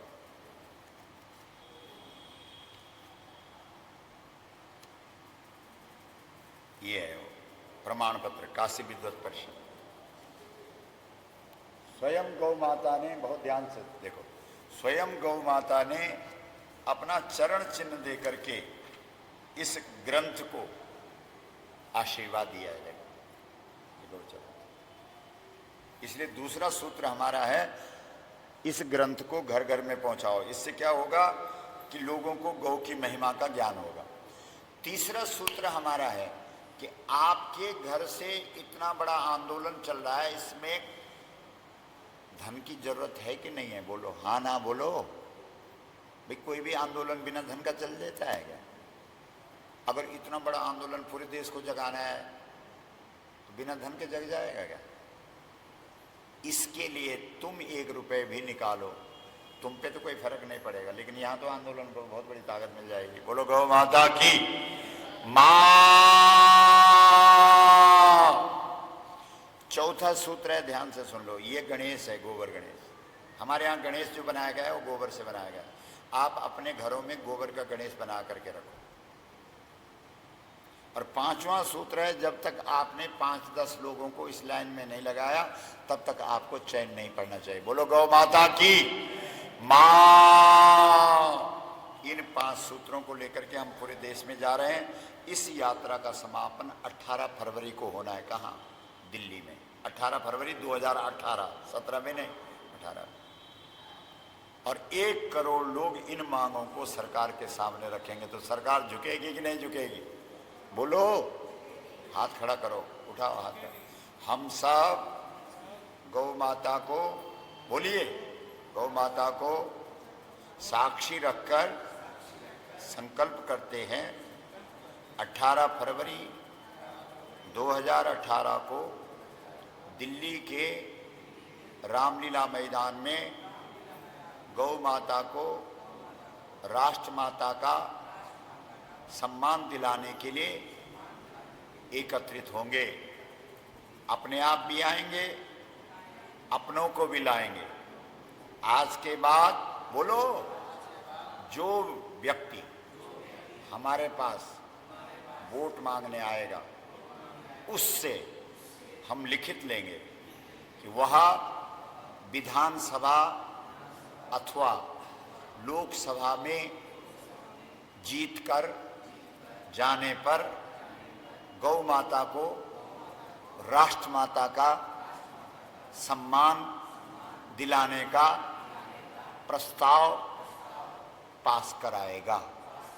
अगर प्रस्ताव पास नहीं करा पाया, इस्तीफा देकर वापस आएगा। दोबारा हम बहुमत से उसे वापस भेजेंगे। आज के बाद गौ माता को राष्ट्रमाता का सम्मान दिलाने वाले को ही हमारा वोट पड़ेगा। बोलो गौ माता की मां। ये संकल्प। अब यहां तो लोग कम है, क्या करें? पूरे देश को सुनाने लायक है ये बात कि नहीं है? बोलो। लेकिन क्या करें? उधो कर मन की गति न्यारी, उजरो पंख दियो बगुलन को, कोयल कीनी कारी। बगुले को काला बनाना था, उसको गोरा कर दिया। कोयल को सफेद बनाना था, उसको सब चौपट कर दिया। क्या करें? वो जटायु जो है ना, रावण से, जब रावण ने जटायु की दुर्दशा कर दी ना, तो जटायु राम जी से शिकायत करता है। पता क्या बोलता है? बोला महाराज जी, तेरी माया मेरी समझ में नहीं आई। बोले क्या हुआ? बोला वो बिगड़े हुए आदमी को तूने इतनी ताकत दी, 20 हाथ दे दिए उसको, 10 सिर दे दिए उसको। अगर वो ताकत मुझे दी होती तो तब राम ने कहा कि भैया ये तो सब अपने अपने कर्म का फल है। उसके पास बहुत ताकत है क्योंकि उसने कोई पुण्य कर्म किया होगा, लेकिन अब वो उस ताकत से पाप कर रहा है। तुमने कोई सामान्य कर्म किया होगा, तुम पक्षी बन गए, लेकिन अब जो तुमने काम कर दिया भैया, वो राम के हाथों तुम्हारी अंत्येष्टि हो रही है। जिस राम ने पिता की अंत्येष्टि में जो राम शामिल नहीं हुए, वो राम अपने हाथों से जटायु की अंत्येष्टि कर रहे हैं। इसलिए ये तो सब कर्मों का बोलो। अगर 1 लाख लोग फतेहपुर से यहाँ आ जाते तो परिवर्तन होता कि नहीं? क्या करें, कलयुग आने नहीं देता। बोलो बैठे रहो, चुप रहो, मत जाओ, ठहरो। तो इन 5 मांगों को लेकर के ध्यान से सुनिए। हम लोग जो हैं गंगोत्री से चले हैं, अभी 123 जिले हुए हैं, अभी हमको 676 जिलों में जाना है और आज हम लोग फतेहपुर में आए हैं। हम चाहते हैं कि फतेहपुर के लोग हमको आश्वासन दें और एक जो हमारा संगठन है भारतीय गौ क्रांति मंच, जो पूरे देश के 676 जिलों में जा रहा है, जिसके ये हमारे आदरणीय शर्मा जी पीछे राष्ट्रीय अध्यक्ष हैं, जो बहुत बड़े आदमी हैं, लेकिन सब घर बार छोड़ करके इधर देख लो, जरा दर्शन कर लो। पूरा 24 घंटा समय गौ माता को दे रहे हैं, हमारे साथ चल रहे हैं। एक बार तालियां बजाओ। 78 वर्ष के हैं और 18 के हो गए हैं। आप 18 वाले को उनके साथ दौड़ा के दिखा दो, जाओ। ये इंजीनियर हैं, ये जो खड़े हैं सफेद कपड़ों में, जो ब्रह्मचारी जी आपके पास आ रहे हैं, आपका नाम लिखा रहे हैं, आपसे सहयोग और समर्थन मांग रहे हैं। इनके माँ बाप ने अहमदाबाद में इनका हाथ हमको पकड़ा है, बोला गुरुजी हम अपने बेटे का आपको दान करते हैं। सुन रहे हैं आप? ये जो पीछे भंडारी जी, सुमन जी, उत्तम जी और सबसे हमारे आचार्य साहब यहाँ पर बैठे हैं। आचार्य जी ने भी अपना पूरा बहुत बड़ी योजनाओं को लेकर के चल रहे थे, लेकिन आचार्य जी ने भी अब ये कह दिया है कि ठीक है गुरुजी, हम भी अपनी पूरी ऊर्जा और पूरा अपना सर्वस्व गौ माता को, राष्ट्र माता का सम्मान दिलाने के लिए समर्पित कर रहे हैं। एक बार तालियां बजाओ। आचार्य जी आपके यहीं के हैं, बुंदेलखंड के हैं, तो आप लोग भी आ जाओ ना। क्यों साहब, चुनाव लड़ रहे हैं ना आप? आपके पतिदेव कहाँ हैं? आप चुनाव लड़ना चाहते हैं? आप लड़ेंगे? अच्छा, हमारा भी काम कर दो ना। बोलिए। क्यों साहब, बोलो। हमारा एक सूत्रीय कार्यक्रम है, गौ माता को, राष्ट्र माता का सम्मान दिया जाए, बस।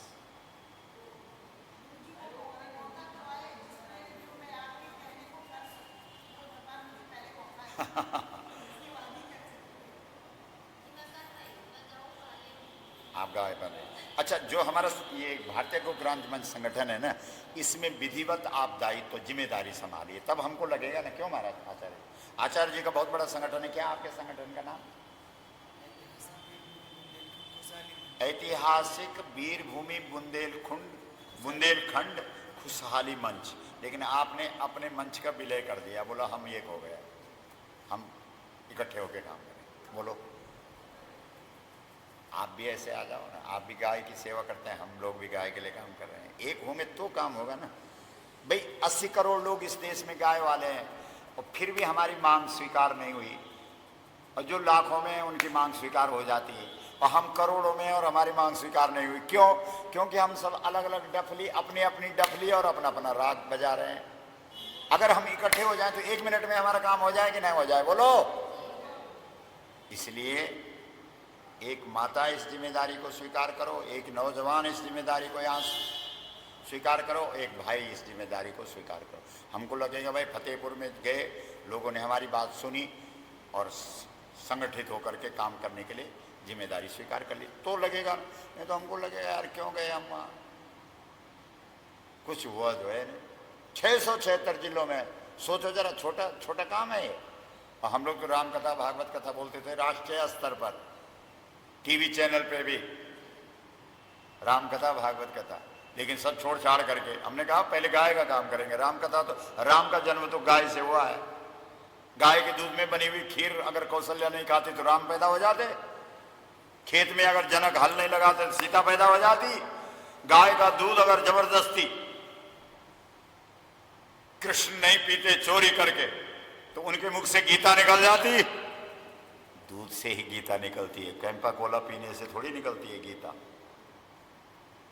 मैया मोरी मैं नहीं माखन खायो, भोर भयो गैयन के पाछे, मधुबन मोई पठायो, मैया मोरी मैं नहीं। उस मक्खन का चमत्कार है। कृष्ण बोलते तो है, बोला मैंने मक्खन चुरा करके खाया तो भी भगवान बन गया, और मेरे मामा ने शराब खरीद करके पी तो भी राक्षस बन गए। शराब तो इतनी खतरनाक है, खरीद करके भी पियोगे तो राक्षस बनोगे। मक्खन इतनी चीज है कि चोरी करके भी खाओगे तो भी, जोर से बोलो, भगवान हो जाओगे। बोलो श्री कृष्ण चंद्र भगवान की। तो इन बातों को लेके साहब हम पूरे देश में चल रहे हैं।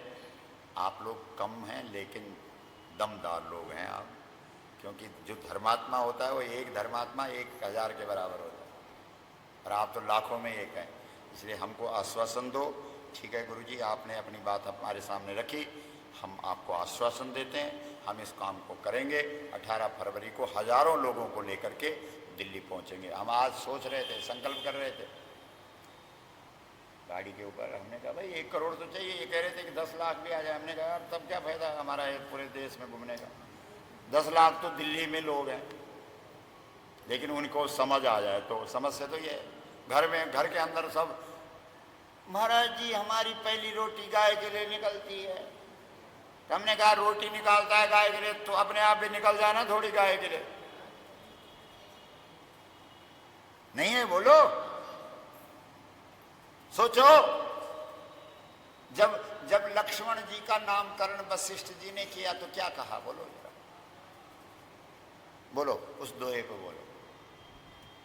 बोलो लक्षण धाम राम प्रिय सकल जगत आधार गुरु वशिष्ठ तेहि राखा लक्ष्मण नाम उदार।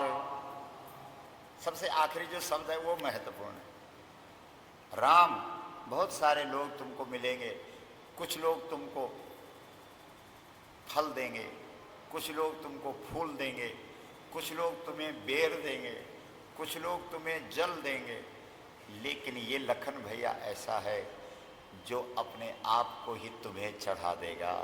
ये उदार है, उदार। महाराज जी हमारे घर से तो गाय की रोटी निकलती है, और जब गौ माता को चढ़ने की बारी आए तो अंदर से चटकनी लगा के खिड़की से देखता है क्या हो रहा है, उसे क्या फायदा। रोटी रोज निकालते हो, रोजी का हिस्सा भी कभी कभी निकाल लेते हो। अरे जीवन में 2-4 बार अपने आप को भी चढ़ा दो ना गाय को। भगवान वामन भगवान जब दैत्यों के राजा बलि के पास गया,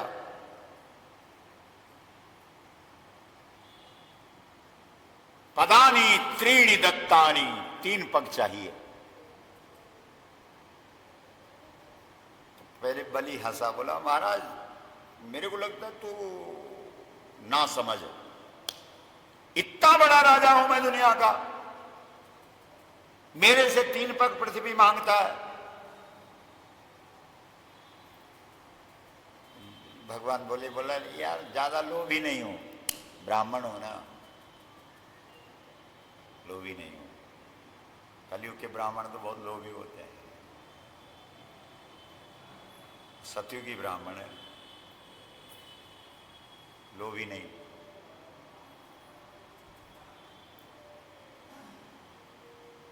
तीन पग चाहिए, क्योंकि संध्या करनी होती है ना। ब्राह्मण का कर्तव्य है त्रिकाल संध्या, गाय की उपासना। उसके लिए 3 पग पृथ्वी बहुत है। चल फिर ठीक है, नाप। नापने लगे तो 2 में ही सब कुछ नाप लिया। तो तब पूछे, बोला भैया वो तीसरा पैर कहाँ रखूं? उसको तो पसीना छूट गया। बोला हे भगवान, ये मांगने वाले कब बढ़ जाए। जब आते हैं बोले 1 चाय गिलास पिला दो बहन जी, बस 5 दिन से भूखा हो। और अगर बहन जी ने कह दिया कि बैठ जा, बनाती हूँ, और चाय ले आई 5 मिनट में बना के, कहेगा बहन जी 5 दिन से खाना भी तो नहीं खाया, थोड़ा रोटी भी खिला देना। बहन जी बहुत अच्छी, गई अंदर रोटी की सब्जी भी ले आए। बहन जी कोई फटा हुआ कपड़ा होगा वो भी तो दे दे। बहन जी गई, पतिदेव की पुरानी पैंट ले आए। बहन जी कुछ रुपए भी दे देना। बहन जी गई, रुपए भी ले आए। बोला बहन जी क्या करें, किस्मत की बात है। वैसे मेरे को सोना डबल करना आता था। क्या समझे, क्या डबल करना आता है? सोना। क्योंकि बहन जी के कान में देख लेना उसने बड़े बड़े कुंडल। तो बहन जी एकदम रुक गई। बोला यार सब माल वापस आ जाएगा अगर ये डबल कर देगा। नहीं, क्या कहा? बोला डबल कर देता हूँ। डबल? तो बहन जी ने जो पहना था वो भी निकाल दिया, जो अंदर रखा हुआ वो भी ला दिया। बोला ले फिर डबल कर दे, कुछ तेरे को भी दे दूंगी। बोला देख बहन, तेरे को आंख बंद करके ओम नमः शिवाय मंत्र जप करना पड़ेगा, तब डबल होगा। बेचारी माताएं सीधी तो होती हैं, आंख बंद के ओम नमः शिवाय, ओम नमः शिवाय, डबल हो जाए। इतने में वो डबल कर देता है, समझ रहे हो। सोना जेब में रख देता है, उससे बढ़िया डबल पोटली बना के दे देता। ले बहन, बोली डबल नहीं तो चौबल हो गया। पर एक बात है बहन, जब तक फतेहपुर से मैं ट्रेन पे नहीं बैठा तब तक मत खोलना पोटली, नहीं तो डबल नहीं होगा मेरा, क्योंकि तब पकड़ा जाएगा ना, समझ रहे हो। बेचारी बहन जी सोचती रहती है कि अब तो रेलवे स्टेशन पे पहुंच गया होगा, अब तो रेल पे भी बैठ गया होगा, अब तो रेल भी चलने लग गई होगी। तब खोलती है, देखे तो उसमें पत्थर। तब अब अपना सिर फोड़ गया। अब क्या करें। बोलो गौ माता की मां। तो 2 कदम में भगवान ने सब कुछ नाप लिया। बोला ए तीसरा कदम कहाँ रखूं? तो उसकी पत्नी समझदार थी। माताओं के पास दिल होता है और भाइयों के पास दिमाग होता है। दिमाग वाले वहीं जाते हैं जहां कुछ मिलता है, और दिल वाली वहीं जाती हैं जहां कुछ देना पड़ता है। हाँ, ये सच्ची बात है। तो उसकी पत्नी दौड़ती हुई आई। बोला क्या कर रहे हो? तीसरा चरण अपने खोपड़े पर रखवाओ, क्योंकि बहुत मैं है तुम्हारे अंदर, झुकाओ इसको। पत्नी की बात समझ ली उसने और एकदम सिर पदम, बोलो पदम, तृतीयम कुरु श्रीष्णि में निजम। अपना तीसरा पैर मेरे सिर पर रखो। और जैसे ही उसने अपना सिर झुकाया, पुष्पमाला लाइए जरा, आइए सब आइए। आपका अभिनंदन है। गौ प्रतिष्ठा यात्रा गंगोत्री से आई है। कम से कम आपने तो इस प्रतिष्ठा यात्रा का सम्मान किया है, हम आपका अभिनंदन करते हैं। बहुत धन्यवाद साहब। आइए, एक एक प्रसाद भी ले लीजिए साहब। आइए साहब, ये लीजिए प्रसाद।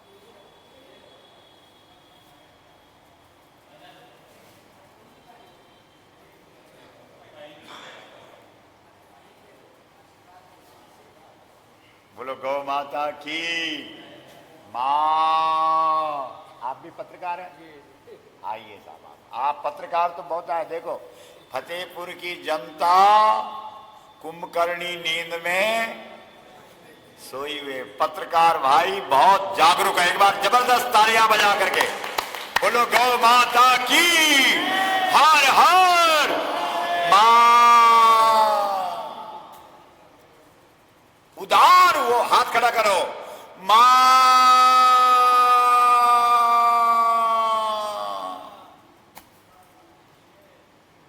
इसलिए भाई साहब, जब आप रोटी निकालते हैं उसमें उदारता नहीं है, वो उधार है।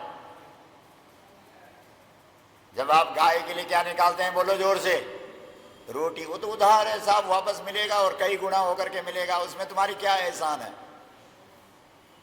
लेकिन जब तुम 18 फरवरी को इस यात्रा का समापन कहां होगा, बोलो, दिल्ली में 1 करोड़ लोग खड़े होंगे, उस दिन जो आएगा वो उदार है।